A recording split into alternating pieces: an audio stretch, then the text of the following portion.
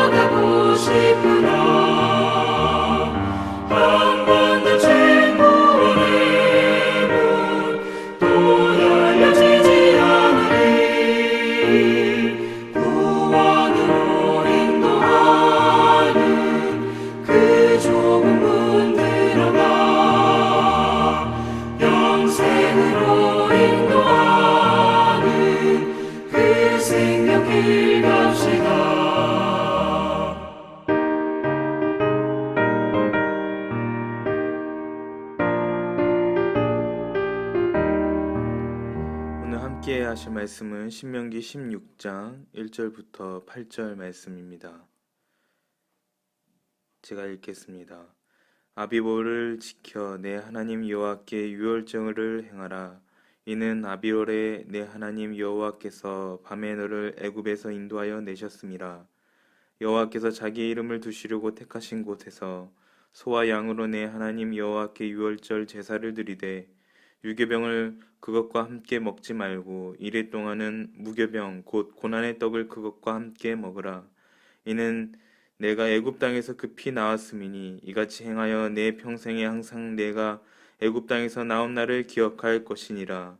그 이래 동안에는 내 모든 지경 가운데 누룩이 보이지 않게 할 것이요 또 내가 첫날 해질 때에 제사 드린 고기를 밤을 지내 아침까지 두지 말 것이며 유월절 제사를 내 하나님 여호와께서 내게 주신 각 성에서 드리지 말고 오직 내 하나님 여호와께서 자기 이름을 두시려고 택하신 곳에서 내가 애굽에서 나오던 시각 곧 초저녁 해질 때에 유월절 제물을 드리고 내 하나님 여호와께서 택하신 곳에서 그 고기를 구워 먹고 아침에 내 장막으로 돌아갈 것이니라.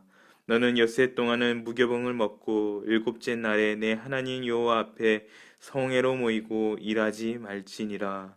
아멘. 유월절에 대해서 이야기하는 신명기 16장입니다. 1절에서 내 하나님 여호와께 유월절을 행하라 라고 이야기합니다. 왜냐하면 그 뒤에 나오는 대로 하나님께서 이스라엘을 인도하여 내셨기 때문입니다. 유월절은 영어로 하면 패스오버, 히브리어로는 페사흐라는 단어를 사용하는데 이는 넘어가다 라는 뜻을 담고 있습니다. 패스오버하다. 애굽에 처음 난 것에 대한 심판 시에 문설주와 문인방에 어린 양의 피를 바르고 이스라엘의 집은 넘어갔음을 기념하는 그러한 절기이고 이스라엘에게 있어서 굉장히 중요한 사건이 될 것입니다. 아비벌은 어린 보리삭을 패기 시작하는 3, 4월경을 이야기하는데 애굽에서 해방되어 나온 이스라엘에게 새로운 시작이 되는 의미로 한 해의 시작이 되는 그러한 의미를 담고 있습니다. 한 해의 시작을 종이 아닌 하나님의 백성으로서의 시작, 그 새 출발을 선포하며 다짐하는 아주 귀한 예식이며 절기가 바로 유월절인 것입니다. 그래서 유월절은 하나님과 출애굽을 그 정신을 잊지 않으려는 노력으로 가득하게 되는 것이죠. 2절을 보면 하나님이 자기의 이름을 두시려고 택하신 곳에서 제사를 드려야 합니다 라고 이야기합니다. 왜냐하면 이스라엘이 출애굽한 이유, 이스라엘을 인도하신 이유는 하나님께서 하나님만을 섬기는 하나님의 백성을 세우고자 하신 것이기 때문입니다. 또 무교병을 먹으라 명하셨는데 이건 역시 애굽 땅에서 급히 나왔음을 기억하기 위함인 것입니다. 성도 여러분, 이 모든 것의 초점은 어디에 맞추어져 있습니까? 바로 하나님과 또 그 하나님께서 베푸신 은혜에 있음을 기억하시기 바랍니다. 그 모든 초점들이 다 여기에 맞춰져 있는 것이 유월절인 것이죠. 성도 여러분, 요즘 담임 목사님을 통해서 선포되어지는 주의 말씀이 야고보서 말씀인데요. 행함 없는 믿음은 죽은 믿음이라는 말, 그 말이 그리고 그 담임 목사님을 통해서 선포되어진 그 말씀들이 우리를 숙연하게 합니다. 그 엄숙한 말씀 앞에 그 누가 아니요 행함 없는 믿음은 없는 믿음도 있습니다라고 그 누가 이야기할 수가 있겠습니까? 오늘 말씀을 통해서도 우리의 삶을 비추어 보아야 할 것은 우리는 이 무엇을 기억하고 있냐라는 것이죠. 우리 안에 정말 진정한 믿음, 진정한 행함, 그것이 있느냐? 무엇을 기억하고 있는가? 동일한 의미의 말이라는 것이죠. 사실 유월절에 무교병을 먹는 것은 출애굽 그 사건을 겪은 세대에게만 향하여 주어진 것이 아니었습니다. 다음 세대에게서도 동일하게 주어진 것이었죠. 출애굽을 통한 하나님의 구원의 은혜는 오늘날 우리에게도 동일한 것입니다. 세대를 초월하고 시대를 초월하는 하나님의 은혜는 우리가 세상 끝날 때까지 붙잡아야 할 것입니다. 이 구원의 은혜는 단회적으로 끝나는 것이 아닌 한두 번의 감사 인사로 끝날 일이 아닌 주님 오실 날까지 붙들어야 하는 것이지요. 성도 여러분, 하나님의 은혜를 기억하고자 하는 최소한의 장치나 최소한의 그 기념을 가지고 계십니까? 무엇을 기억하고 있습니까?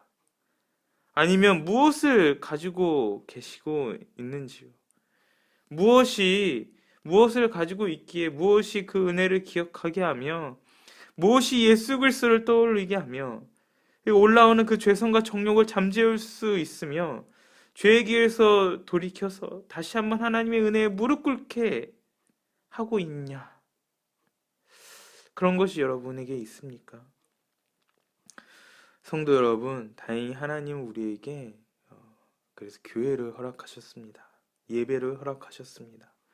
교회를 사랑하고 공동체를 사랑하며 예배를 통해 하나님을 만나고 기념하며 찬양할 수 있게 허락하셨습니다. 특별히 우리가 어떠한 고행을 겪어야만 하는 것이 아닙니다.